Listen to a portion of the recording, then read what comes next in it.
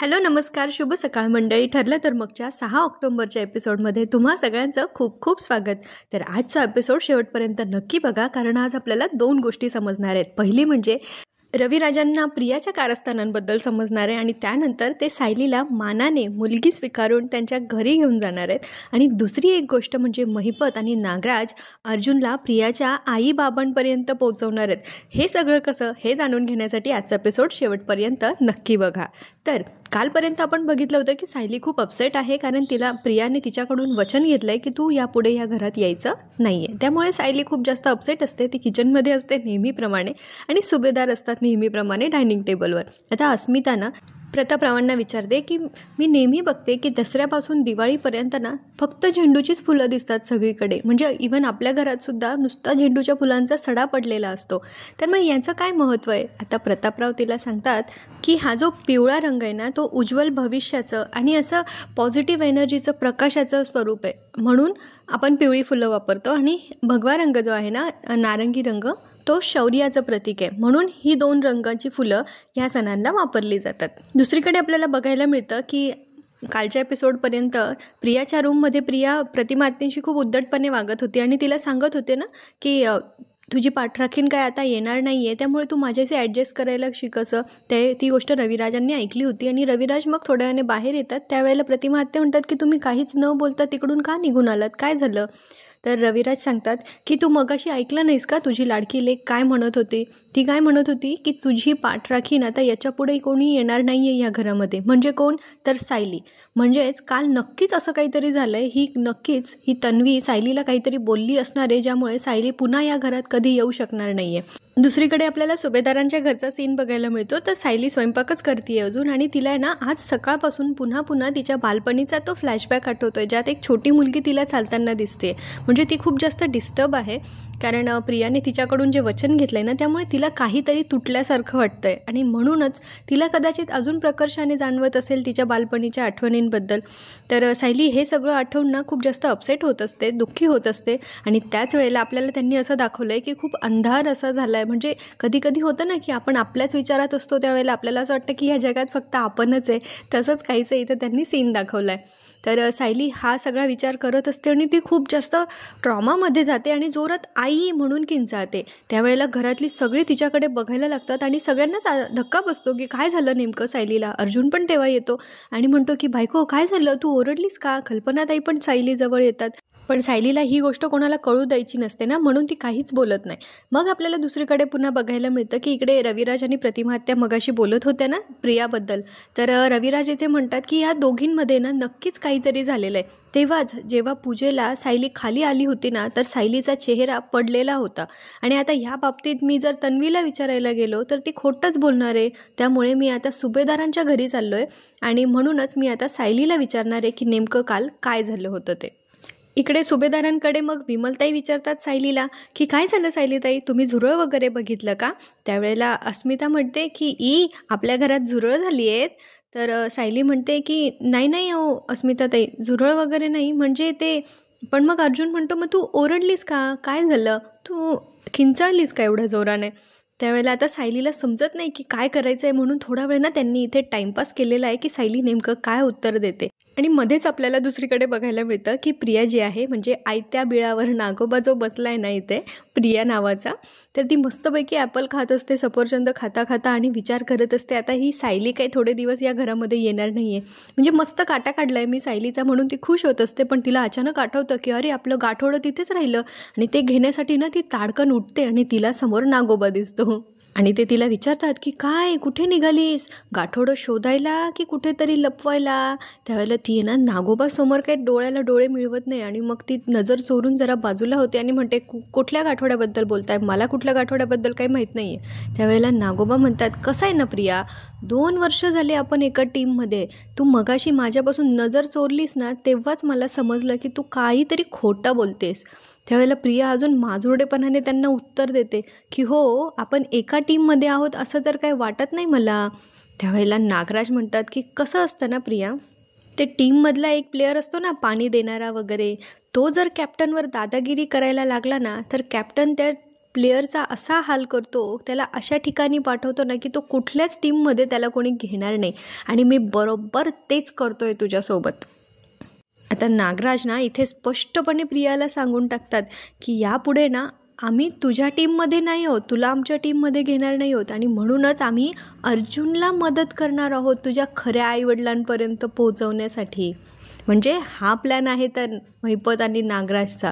इकडे आपल्याला सुभेदारांकडे बघायला मिळतं की ते सगळे आनंदी असतात. सायली आज थोडीशी हरवली आहे तिच्या विचारांमध्ये, पण ते सगळे मस्तपैकी दसऱ्याचा आनंद घेत असतात, सेल्फी वगैरे काढत असतात आणि त्याच वेळेला रविराज आणि प्रतिमा आत्या तिथे येतात.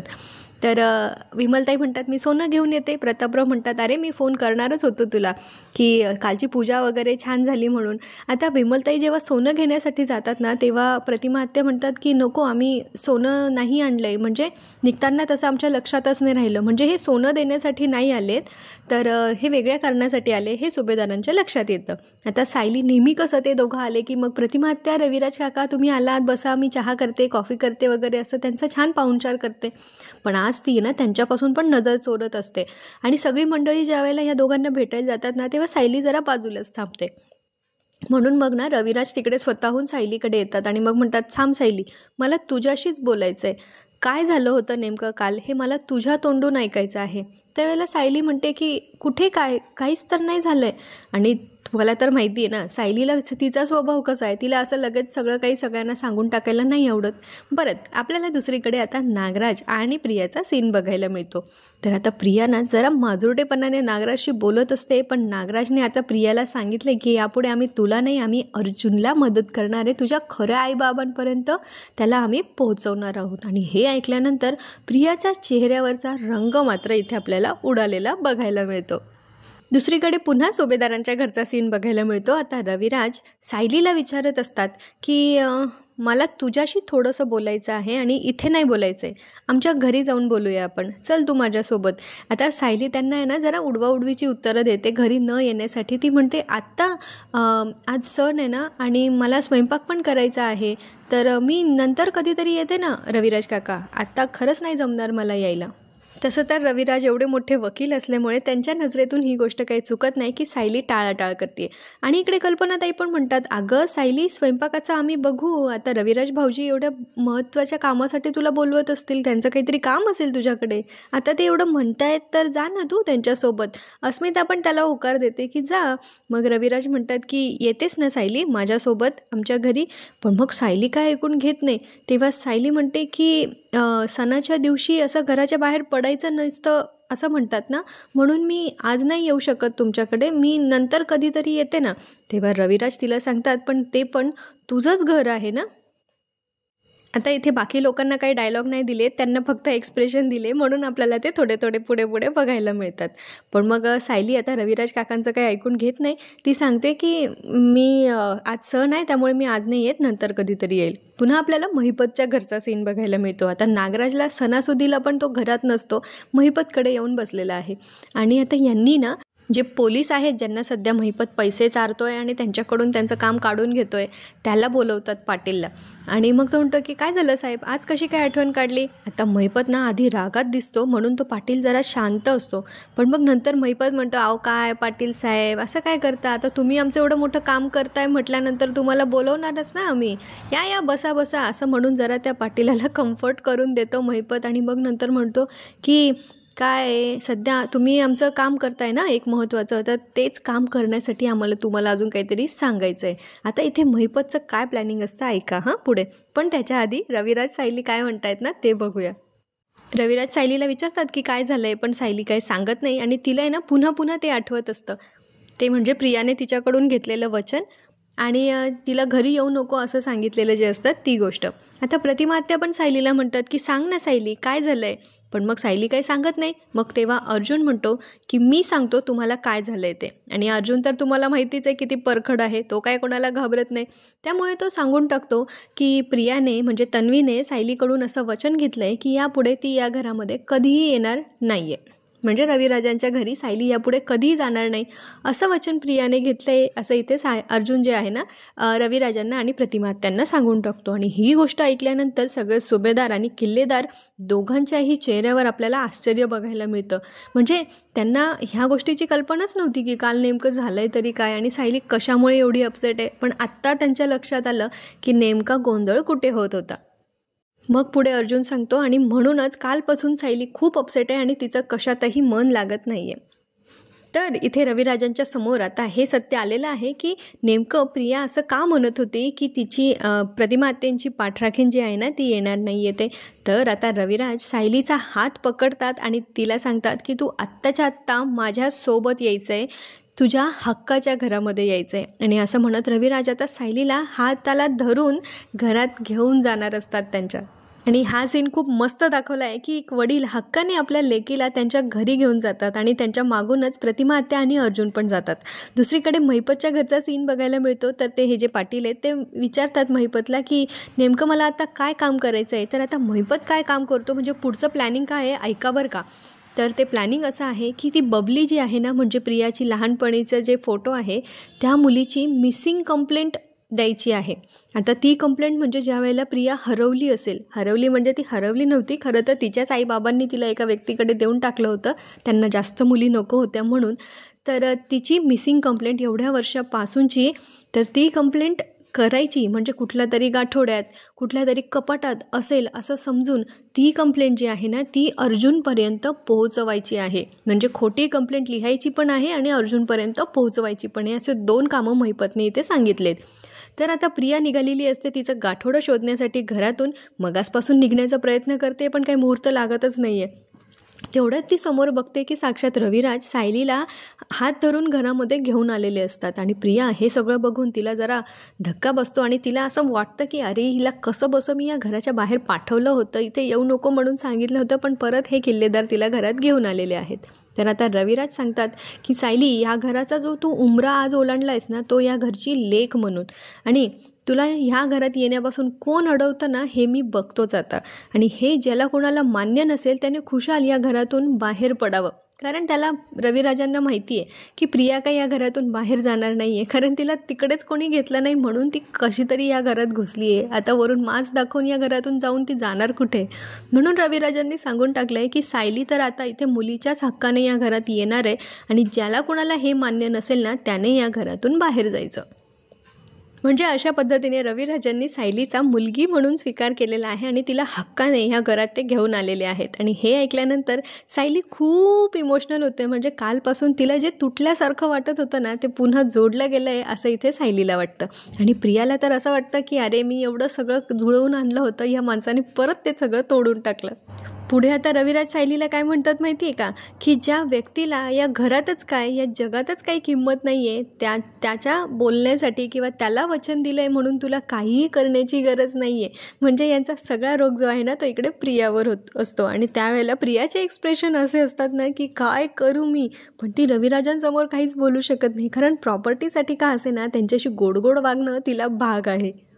पण तिला मनातून प्रचंड राग मात्र येत असतो, कारण रविराज सरळ सरळ म्हणतात की या घरातच काय या जगातच तिला काही किंमत नाही आहे. म्हणजे शून्य किंमत ठरवली इथे प्रियाची त्यांनी.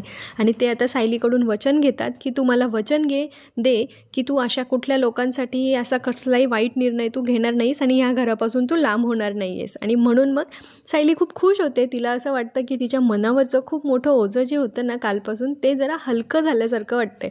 आता इकडे प्रिया मनातल्या मनात विचार करत असते की काय या लोकांना काय गोंधळ घालायचा आहे तो घालू देत, मला तर माझं गाठोडं शोधायचं आहे. आणि म्हणून मग आता ती घरातून बाहेर पडणार असते.